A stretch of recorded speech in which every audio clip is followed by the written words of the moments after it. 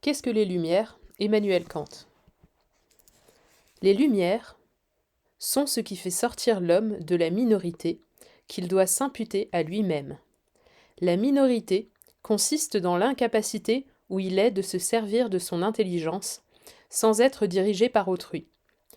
Il doit s'imputer à lui-même cette minorité, quand elle n'a pas pour cause le manque d'intelligence, mais l'absence de résolution et du courage nécessaire pour user de son esprit, sans être guidé par un autre. Sapere aude est le courage de te servir de ta propre intelligence. Voilà donc la devise des Lumières.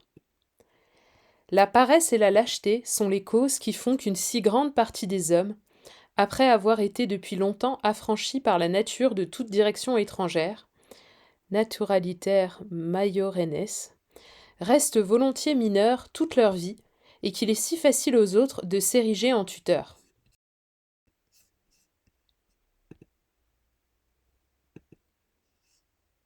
Il est si commode d'être mineur. J'ai un livre qui a de l'esprit pour moi, un directeur qui a de la conscience pour moi, un médecin qui juge pour moi du régime qui me convient, etc. Pourquoi me donnerais-je de la peine? Je n'ai pas besoin de penser, pourvu que je puisse payer. D'autres se chargeront pour moi de cette ennuyeuse occupation. Que la plus grande partie des hommes, et avec eux le beau sexe tout entier, tiennent pour difficile, même pour très dangereux, le passage de la minorité à la majorité. C'est à quoi visent avant tout ces tuteurs qui se sont chargés avec tant de bonté de la haute surveillance de leurs semblables. Après les avoir d'abord abêtis, en les traitant comme des animaux domestiques, et avoir pris toutes leurs précautions pour que ces paisibles créatures ne puissent tenter un seul pas hors de la charrette où ils les tiennent enfermés, ils leur montrent ensuite le danger qui les menace s'ils essaient de marcher seuls. Or ce danger n'est pas sans doute aussi grand qu'ils veulent bien le dire, car au prix de quelques chutes, on finirait bien par apprendre à marcher. Mais un exemple de ce genre rend timide et dégoûte ordinairement de toute tentative ultérieure. Il est donc difficile pour chaque individu, en particulier, de travailler à sortir de la minorité qui lui est presque devenue une seconde nature. Il en est même arrivé à l'aimer, et provisoirement, il est tout à fait incapable de se servir de sa propre intelligence, parce qu'on ne lui permet jamais d'en faire l'essai. Les règles et les formules, ces instruments mécaniques de l'usage rationnel, ou plutôt de l'abus de nos facultés naturelles, sont les fers qui nous retiennent dans une éternelle minorité. Qui parviendrait à s'en débarrasser ne franchirait encore que d'un saut mal assuré les fossés les plus étroits, car il n'est pas accoutumé à d'aussi libres mouvements. Aussi n'arrive-t-il qu'à bien peu d'hommes de s'affranchir de leur minorité, par le travail de leur propre esprit, pour marcher ensuite d'un pas sûr. Mais que le public s'éclaire lui-même, c'est ce qui est plutôt possible. Cela même est presque inévitable, pourvu qu'on lui laisse la liberté. Car alors il se trouvera toujours quelques libres penseurs, même parmi les tuteurs officiels de la foule, qui, après avoir secoué eux-mêmes le joug de la minorité, répandront autour d'eux cet esprit qui fait estimer au poids de la raison la vocation de chaque homme à penser par lui-même et la valeur personnelle qu'il en retire. Mais il est curieux de voir le public, auquel ces tuteurs avaient d'abord imposé un tel joug, les contraindre ensuite eux-mêmes de continuer à le subir, quand il y est poussé par ceux d'entre eux qui sont incapables de toute lumière. Tant il est dangereux de semer des préjugés, car ils finissent par retomber sur leurs auteurs ou sur les successeurs de leurs auteurs. Le public ne peut donc arriver que lentement aux Lumières. Une révolution peut bien amener la chute du despotisme d'un individu et de l'oppression d'un maître, cupide ou ambitieux, mais jamais une véritable réforme dans la façon de penser. De nouveaux préjugés serviront, tout aussi bien que les anciens, à conduire les masses aveugles. La diffusion des Lumières n'exige autre chose que la liberté, et encore la plus inoffensive de toutes les libertés, celle de faire publiquement usage de sa raison en toutes choses. Mais j'entends crier de toutes parts « Ne raisonnez pas ». L'officier dit « Ne raisonnez pas, mais exécutez ». Le financier « Ne raisonnez pas, mais payez ». Le prêtre ne raisonnait pas, mais croyait. Il n'y a qu'un seul maître dans le monde qui dise « raisonnez tant que vous voudrez, et sur tout ce que vous voudrez, mais obéissez ». Là est en général la limite de la liberté. Mais quelle limite est un obstacle pour les Lumières? Quelle limite, loin de les entraver, les favorise? Je réponds, l'usage public de sa raison doit toujours être libre, et seul il peut répandre les lumières parmi les hommes. Mais l'usage privé peut souvent être très étroitement limité, sans nuire beaucoup pour cela au progrès des Lumières. J'entends par usage public de sa raison celui qu'en fait quelqu'un, à titre de savant, devant le public entier des lecteurs. J'appelle au contraire usage privé celui qu'il peut faire de sa raison, dans un certain poste civil ou une certaine fonction qui lui est confiée. Or, il y a beaucoup de choses, intéressant la chose publique, qui veulent un certain mécanisme, ou qui exigent que quelques membres de la société se conduisent d'une manière purement passive, afin de concourir, en entrant pour leur part dans la savante harmonie du gouvernement, à certaines fins publiques, ou du moins pour ne pas les contrarier. Ici, sans doute, il n'est pas permis de raisonner, il faut obéir. Mais, en tant qu'il se considère comme membre de toute une société, et même de la société générale des hommes, par conséquent, en qualité de savant, s'adressant par des écrits à un public dans le sens propre du mot, ces mêmes hommes, qui font partie de la machine, peuvent raisonner sans porter atteinte par là aux affaires, auxquelles ils sont en partie dévolus, comme membres passifs. Il serait fort déplorable qu'un officier, ayant reçu un ordre de son supérieur, voulût raisonner tout haut, pendant son service, sur la convenance ou l'utilité de cet ordre. Il doit obéir. Mais on ne peut équitablement lui défendre, comme savant, de faire ses remarques sur les fautes commises dans le service de la guerre et de les soumettre au jugement de son public. Un citoyen ne peut refuser de payer les impôts dont il est frappé. On peut même punir comme un scandale qui pourrait occasionner des résistances générales, un blâme intempestif des droits qui doivent être acquittés par lui.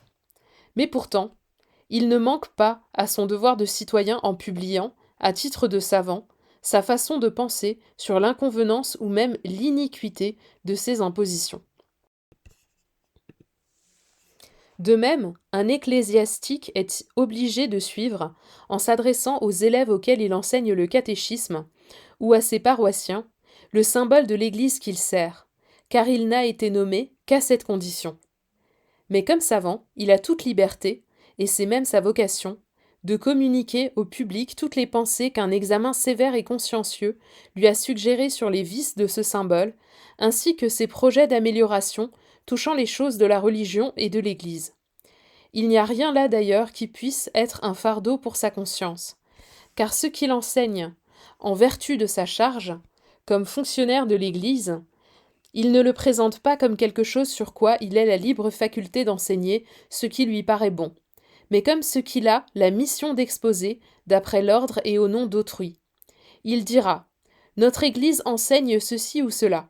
Voilà les preuves dont elle se sert. » Il montrera alors toute l'utilité pratique que ses paroissiens peuvent retirer d'institutions auxquelles il ne souscrirait pas lui-même avec une entière conviction, mais qu'il peut néanmoins s'engager à exposer, parce qu'il n'est pas du tout impossible qu'il n'y ait là quelque vérité cachée, et que dans tous les cas du moins, on n'y trouve rien de contraire à la religion intérieure.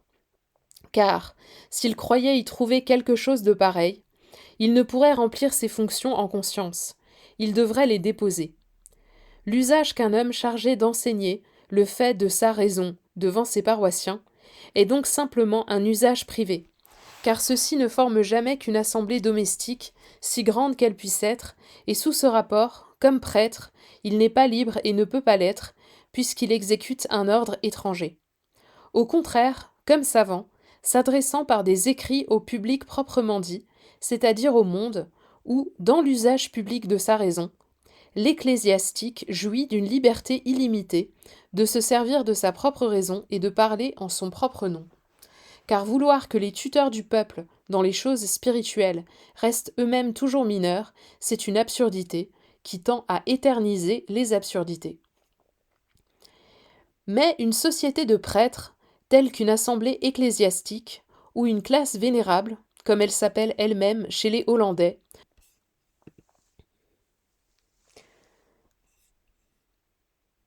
n'aurait-elle donc pas le droit de s'engager par serment à rester fidèle à un certain symbole immuable, afin d'exercer ainsi, sur chacun de ses membres et par leur intermédiaire, sur le peuple, une tutelle supérieure qui ne discontinua point, et qui même fut éternelle.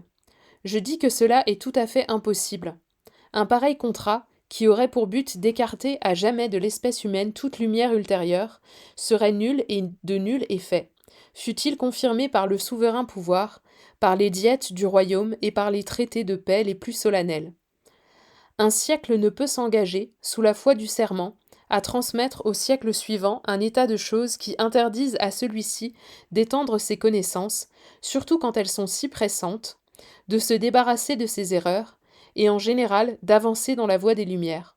Ce serait un crime contre la nature humaine, dont la destination originelle consiste précisément dans ce progrès. Et par conséquent, les générations suivantes auraient parfaitement le droit de rejeter ces sortes de traités comme arbitraires et impies. La pierre de touche de tout ce que l'on peut ériger en loi pour un peuple est dans cette question. Ce peuple pourrait-il bien s'imposer à lui-même une pareille loi ? Or, en attendant en quelque sorte une loi meilleure, il pourrait bien adopter pour un temps court et déterminé une loi analogue à celle dont nous venons de parler, afin d'établir un certain ordre.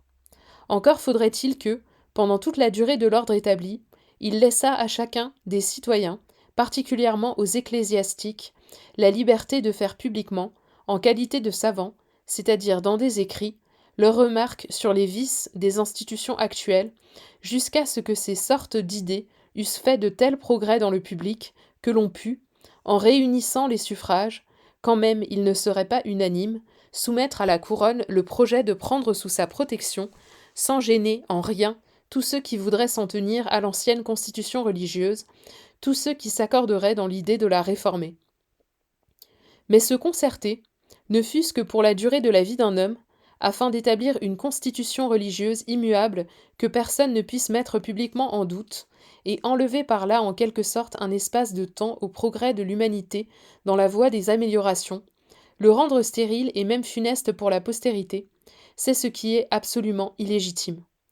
Un homme peut bien différer quelque temps de s'éclairer personnellement sur ce qu'il est obligé de savoir. Mais renoncer aux lumières, soit pour soi-même, soit surtout pour la postérité, c'est violer et fouler aux pieds les droits sacrés de l'humanité. Or, ce qu'un peuple ne peut pas décider pour lui-même, un monarque le peut encore moins pour le peuple, car son autorité législative repose justement sur ce qu'il réunit dans sa volonté, toute sa volonté du peuple. Pourvu qu'il veille à ce qu'aucune amélioration véritable ou supposée ne trouble l'ordre civil, il peut d'ailleurs laisser ses sujets libres de faire eux-mêmes ce qu'ils croient nécessaire pour le salut de leur âme. Cela ne le regarde en rien, et la seule chose qui le doive occuper, c'est que les uns ne puissent empêcher violemment les autres de travailler de tout leur pouvoir à déterminer et à répandre leurs idées sur ces matières. Il fait même tort à Sa Majesté, en se mêlant de ces sortes de choses, c'est-à-dire en jugeant dignes de ses augustes regards, les écrits où ces sujets cherchent à mettre leur connaissance en lumière. Soit qu'il invoque, en cela, l'autorité souveraine de son propre esprit, auquel cas il s'expose à cette objection, Caesar non est supra grammaticos, soit surtout qu'il ravale sa puissance suprême jusqu'à protéger dans son état, contre le reste de ses sujets, le despotisme ecclésiastique de quelques tyrans. Si donc on demande, vivons-nous aujourd'hui dans un siècle éclairé ? Je réponds, non, mais bien dans un siècle de lumière. Il s'en faut de beaucoup encore que, dans le cours actuel des choses, les hommes, pris en général, soient déjà en état, ou même puissent être mis en état de se servir sûrement et bien, sans être dirigés par autrui, de leur propre intelligence dans les choses de religion. Mais qu'ils aient aujourd'hui le champ ouvert devant eux pour travailler librement à cette œuvre, et que les obstacles, qui empêchent la diffusion générale des lumières, ou retiennent encore les esprits dans un état de minorité qu'ils doivent s'imputer à eux-mêmes, diminuent insensiblement.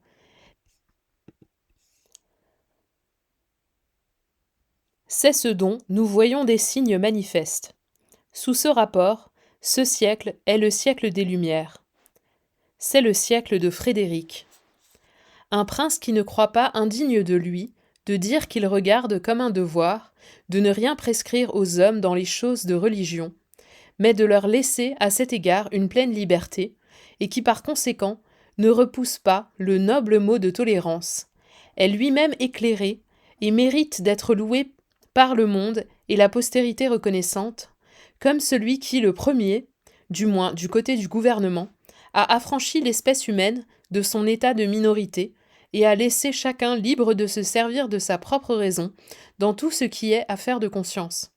Sous son règne, de vénérables ecclésiastiques, sans nuire aux devoirs de leur profession, et à plus forte raison, tous les autres qui ne sont pas gênés par aucun devoir de ce genre, peuvent, en qualité de savants, soumettre librement et publiquement à l'examen du monde leurs jugements et leurs vues, bien qu'ils s'écartent sur tel ou tel point du symbole reçu. Cet esprit de liberté se répand aussi hors de chez nous, là même où il a à lutter contre les obstacles extérieurs d'un gouvernement qui entend mal son devoir. Car le nôtre offre une preuve éclatante qu'il n'y a absolument rien à craindre de la liberté pour la paix publique et l'harmonie des citoyens. Les hommes travaillent d'eux-mêmes à sortir peu à peu de la barbarie, pourvu qu'on ne s'applique pas à les y retenir. J'ai placé dans les choses de religion le point important des Lumières, qui font sortir les hommes de l'état de minorité qu'ils se doivent à eux-mêmes, parce que, quant aux arts et aux sciences, notre souverain n'a aucun intérêt à exercer une tutelle sur ces sujets, et surtout parce que cet état de minorité est non seulement le plus funeste, mais encore le plus avilissant de tous. Mais la façon de penser d'un chef d'État, qui favorise les arts et sciences, va plus loin encore. Il voit que, même pour sa législation, il n'y a aucun danger à permettre à ces sujets de faire publiquement usage de leurs propres raisons et de publier leurs pensées sur les améliorations qu'on y pourrait introduire, même de faire librement la critique des lois déjà promulguées. Nous en avons aussi un éclatant exemple dans le monarque auquel nous rendons hommage et qui ne s'est laissé devancer en cela par aucun autre. Mais aussi celui-là seul, qui, en même temps qu'il est lui-même éclairé et n'a pas peur de son ombre, a sous la main pour garant de la paix publique une armée nombreuse et parfaitement disciplinée, celui-là peut dire ce que n'oserait pas dire une république. Raisonnez tant que vous voudrez, et sur tout ce que vous voudrez, seulement obéissez. Les choses humaines suivent ici un cours étrange et inattendu, comme on le voit souvent d'ailleurs, quand on les envisage en grand, car presque tout y est paradoxal. Un degré supérieur de liberté civile semble favorable à la liberté de l'esprit du peuple, et pourtant lui oppose des bornes infranchissables. Un degré inférieur, au contraire, lui ouvre un libre champ où il peut se développer tout à son aise. Lorsque la nature a développé, sous sa dure enveloppe, le germe sur lequel elle veille si tendrement, à savoir le penchant et la vocation de l'homme pour la liberté de penser, alors ce penchant réagit insensiblement sur les sentiments du peuple, qu'il rend peu à peu plus capable de la liberté d'agir, et enfin sur les principes mêmes du gouvernement, lequel trouve son propre avantage à traiter l'homme, qui n'est plus alors une machine, conformément à sa dignité.